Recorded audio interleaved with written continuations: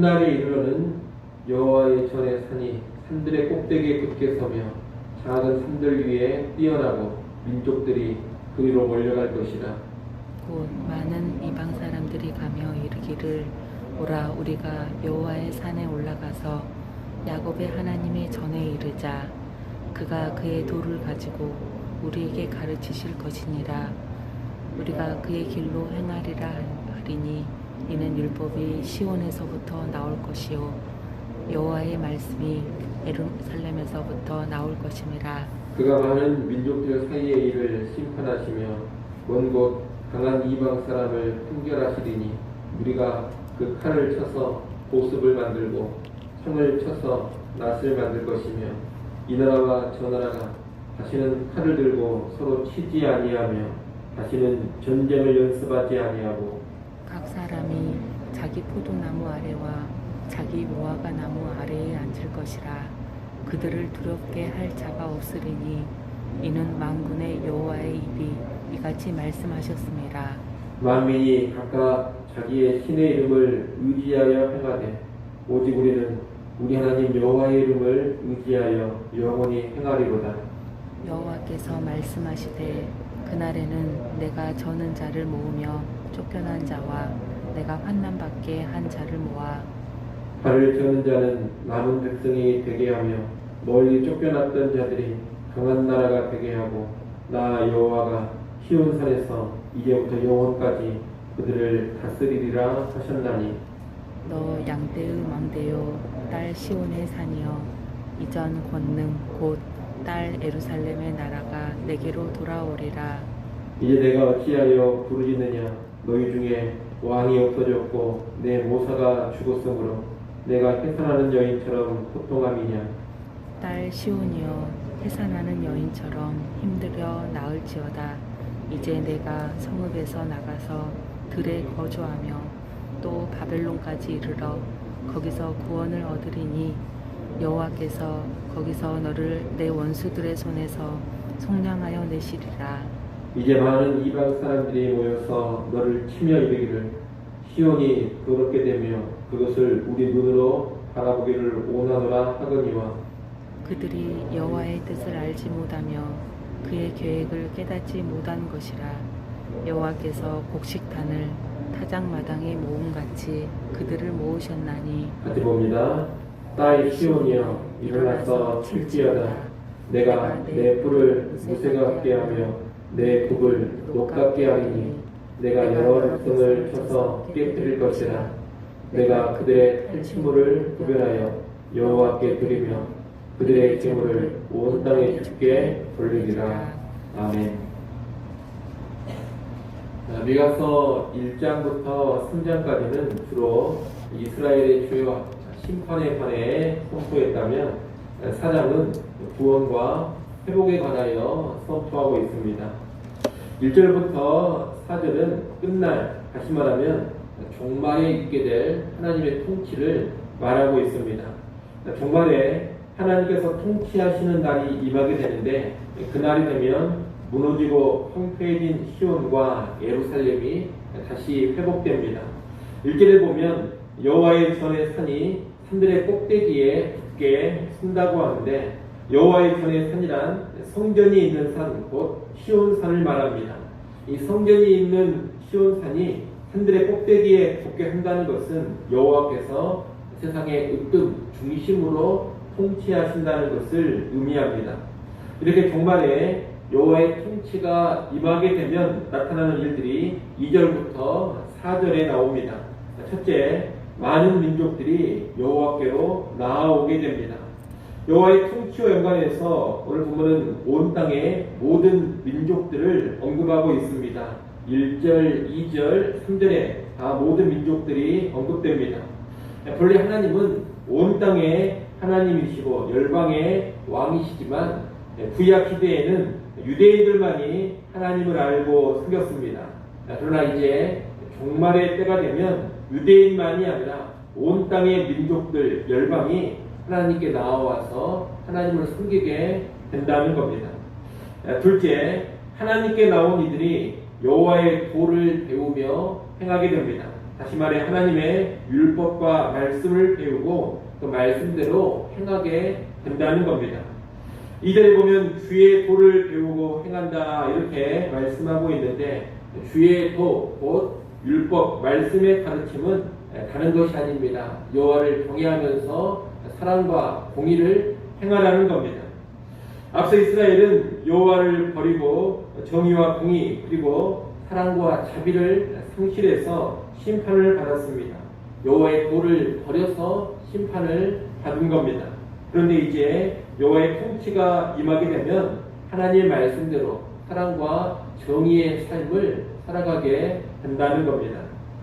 셋째, 전쟁이 사라지고 평화가 임하게 됩니다. 살아갈 세상은 분열과 갈등, 다툼이 끊이지 않고 쉼없이 전쟁이 일어났습니다. 그래서 나라들은 무기를 만들고 군대를 양성하며 늘 전쟁 연습을 합니다. 그런데 이제 마지막 때에 여호와의 통치가 임하게 되면 이 세상에 평화가 임해서 무기를 녹여서 농기구를 만들고 다시는 전쟁 연습도 하지 않게 됩니다.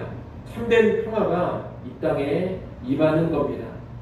넷째, 풍성함을 누리게 됩니다. 4절에 보면 자기 포도나무 아래에 앉고 자기 무화과나무 아래에 앉는다 이렇게 말하고 있는데 이것은 평안함 중에 풍성한 결실을 맛보고 누린다는 뜻입니다. 여호와께서 통치하시는 날이 이르게 되면 불안과 궁핍이 아닌 안정과 풍성함을 누리게 된다는 겁니다. 이렇게 온 민족이 하나님께로 돌아오고 하나님의 말씀대로 행하면서 사랑과 정의가 충만하고 온 땅에 평화가 임하고 풍성함을 누리게 되는 것, 이것이 종말에 하나님의 통치가 임할 때 이루어질 일입니다. 그러면 이 하나님의 통치가 이루어지는 끝날 그 종말이 언제냐? 바로 예수 그리스도께서 오시는 날입니다. 예수 그리스도께서 오심으로 이 끝날 종말의 때가 시작됩니다. 그리고 예수님이 다시 오심 재림으로 인해서 그 끝날 종말이 완성됩니다. 다시 말해 오늘 본문 1절부터 4절에서 예언하고 있는 종말의 하나님의 통치는 예수님께서 이 땅에 오심으로 시작이 되고 예수님이 다시 오심으로 완성이 되는 겁니다. 그래서 성경은 예수님이 오시면서부터 이 땅에 이미 종말이 시작되었다 그렇게 말씀합니다. 예수님이 오실 때부터 끝날 말세인 것입니다. 예수님께서 이 땅에 오셔서 구속사역을 성취하신 후에 온 땅 모든 민족이 하나님께로 돌아오는 일들이 지금 펼쳐지고 있습니다. 또 참된 하나님의 도를 배우며 복음 안에서 사랑과 정의의 삶이 구현되어져 가고 있습니다. 복음이 들어가는 곳, 하나님의 통치가 구현되는 곳에는 잔인함과 무자비, 불의한 문화들이 무너져가고 사람을 귀히 여기고 사랑하며 정의를 추구하는 삶이 증진됩니다. 또한 평화와 번영의 시대가 도래합니다. 복음이 들어가고 예수 그리스도의 복음의 정신이 충만한 곳에는 언제나 평화가 임하게 되고 그 땅이 풍성함을 누리게 되는 겁니다. 예수님께서 이 땅에 오셔서 십자가의 죽으심과 부활로 구속의 사역을 성취하신 후로 지금 계속해서 이런 일들이 펼쳐지고 있는 겁니다. 하지만 그럼에도 불구하고 여전히 이 땅에는 악과 불의, 전쟁과 빈곤, 비참한 일들이 많습니다. 때로 교회 안에서조차 그런 일들이 나타나곤 합니다. 이것은 여전히 하나님의 통치를 뺏어가는 죄의 세력들이 남아있기 때문입니다. 우리 안에도 교회 안에도 그리고 이 땅 곳곳에도 하나님의 통치를 거부하는 죄성과 타락의 문화가 있습니다. 하나님의 통치를 뺏어가고 하나님을 거스르는 사탄과 악한 영들의 활동이 계속되고 있습니다. 그래서 하나님의 통치가 아직은 완전한 모습으로 구현되지는 않고 있는 겁니다. 그러나 장차 예수 그리스도께서 재림하시는 그날이 되면 완전한 하나님의 통치가 이루어지게 될 겁니다. 예수님이 오심으로 시작된 하나님의 통치, 하나님의 나라가 예수 그리스도께서 재림하심으로 완성이 된다는 겁니다. 결론적으로 오늘 본문에서 예언하고 있는 여호와의 통치가 이루어지는 끝날은 예수님이 오심으로 이미 시작이 되었고 그 완성은 예수님이 다시 오시는 재림의 날에 이루어진다고 말할 수가 있겠습니다. 우리는 지금 이미 시작되었으나 아직 완성되지 않은 하나님의 통치를 받고 있습니다. 이런 우리는 5절 말씀처럼 살아가야 합니다. 4장 5절 말씀 여러분이 한번 읽어보십시오. 4장 5절 말씀 읽습니다. 만민이 각각 자기의 신의 이름을 의지하여 행하되 오직 우리는 우리 하나님 여호와의 이름을 의지하여 영원히 행하리로다. 아멘. 지금도 여전히 많은 사람들은 하나님을 모르고 대적하며 허탄한 것들을 신으로 섬기며 살아가고 있습니다. 그런 와중에서도 우리는 이미만 하나님 나라의 백성으로서 하나님의 통치를 받으며 여호와를 의지하며 살아가야 합니다. 하나님의 통치가 완성될 그날을 소망하면서 현재를 살아가고 현재에도 여호와의 통치가 이루어지도록 힘써 싸우면서 살아가야 하는 겁니다. 이어지는 6절로 8절까지 말씀은 이 종말에 있을 여호와의 통치를 받는 자들이 누구인지를 말하고 있습니다. 하나님의 심판으로 인해 저는 자, 쫓겨난 자, 환난받는 자들이 되었는데 이제 하나님께서 그들 가운데 일부를 불러 모으십니다. 그들이 여호와의 통치를 받게 되고 강한 나라, 또 하나님의 나라를 이루게 됩니다. 오늘 본문 7절은 그들을 가리켜서 남은 백성이라고 합니다.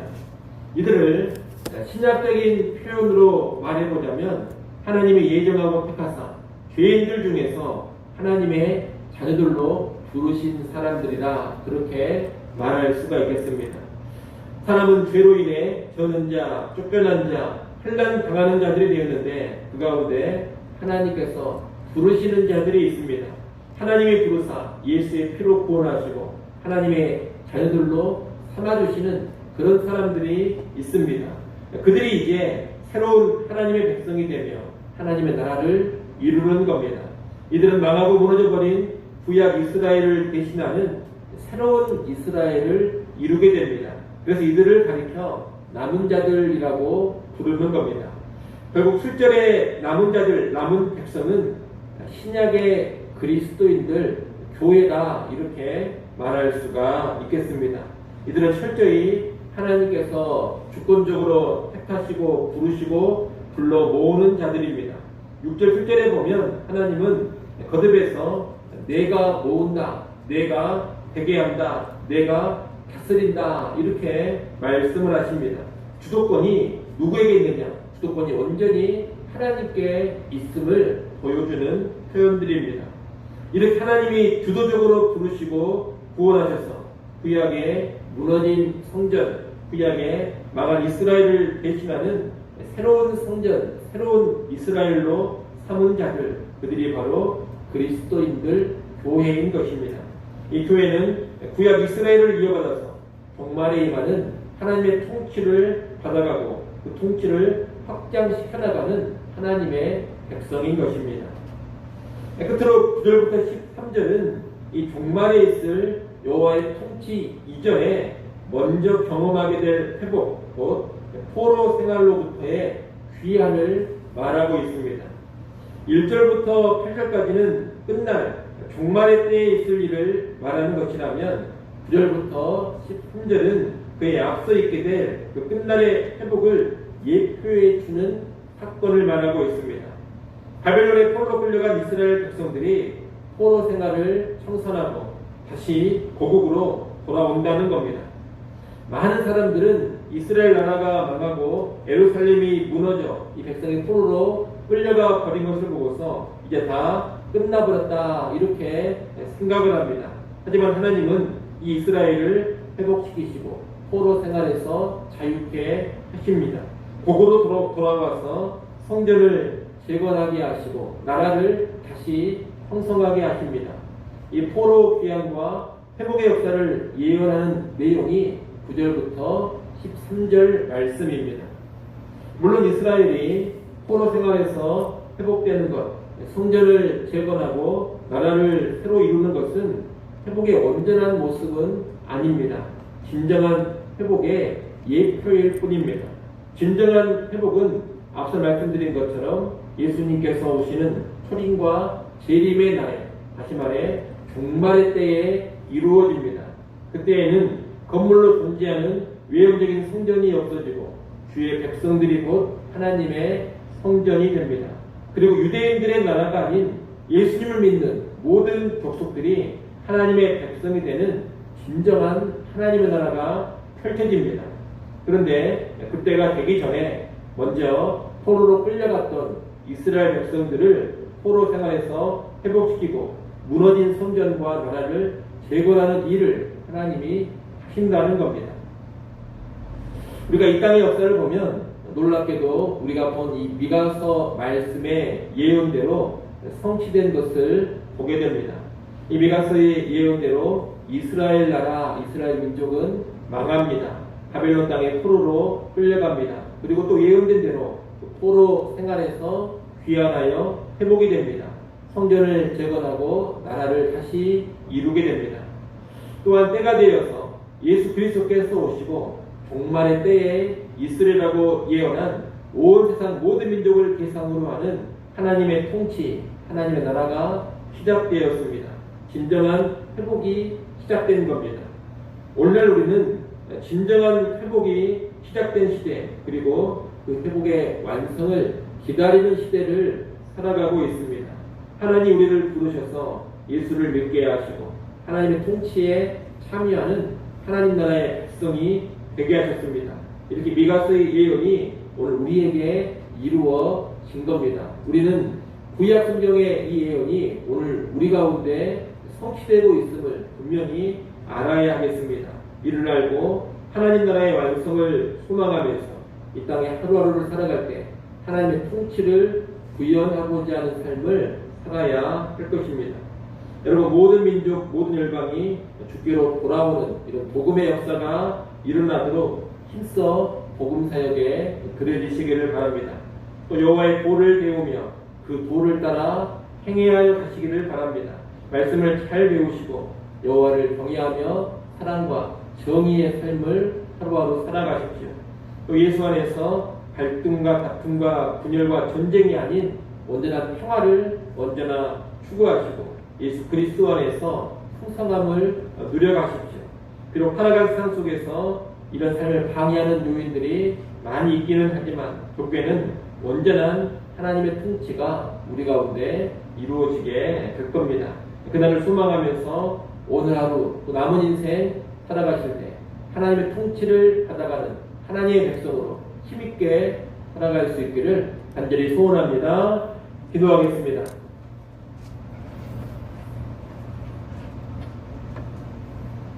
하나님 아버지, 미가서 4장에서 예언하고 있는 종말의 하나님의 통치, 하나님 나라가 이미 시작되었고 그 완성을 향하여 나아가고 있음을 우리가 잘 깨닫게 하여 주시옵소서.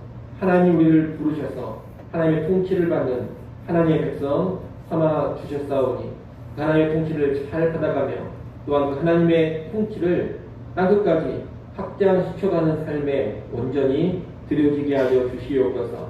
복음 전파하는 삶에 깨어있게 하시고 사랑과 정의의 삶을 매일매일 살아가게 하시며 평안을 추구하는 삶, 풍성한 삶 살아가게 하여 주시옵소서. 우리의 삶을 통하여 하나님의 통치가 드러나게 하시고 우리의 삶을 통하여 하나님 나라가 이 땅에 풍성히 임하여 가게 하여 주시옵소서.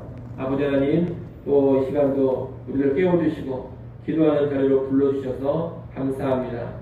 다시금 하늘의 하나님을 바라보고 의지하게 하여 주시옵소서. 하나님께 소망을 두고 살게 하여 주시옵소서. 우리의 모든 힘들고 어렵고 걱정스럽고 불안한 상황들 하나님께 맡기게 하시고 큰 평안과 자유함을 누리게 하여 주시옵소서. 오늘 하루도 성령의 충만함으로 살아가게 하시고 성령의 도우심을 힘입어 승리하는 삶으로 나아가게 하여 주옵소서. 예수님의 이름으로 기도드리옵나이다. 아멘.